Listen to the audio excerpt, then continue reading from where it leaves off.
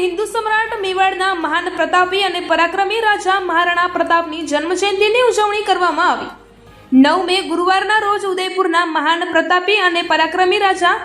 મહારાણા પ્રતાપની જન્મજયંતિ હતી, જે જન્મજયંતિ નિમિત્તે થરાદ વાવ સુઈગામ તાલુકાના રાજપૂત સમાજના યુવાનો અને આગેવાનો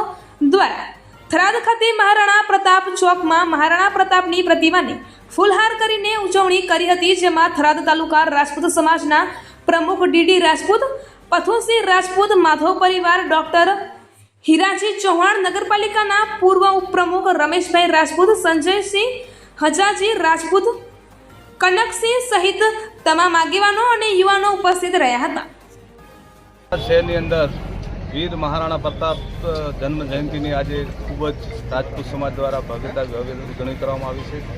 હિન્દુ સમ્રાટ જેને હિન્દુ ધર્મ માટે પોતાનું સર્વસ્વ બલિદાન આપી અને આન બાન અને શાનની જે ટેક સાથે જે છેલ્લી ઘડી સુધી ધર્મ માટે, પોતાના વતન માટે, પોતાની ભૂમિ માટે જેણે પોતાની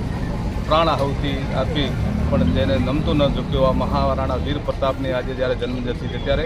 થરાદ વાવ સુઈગામ તાલુકાના સમસ્ત રાજપૂત સમાજ દ્વારા આજે એમની જન્મ જયંતિની ઉજવણી કરી અને એમને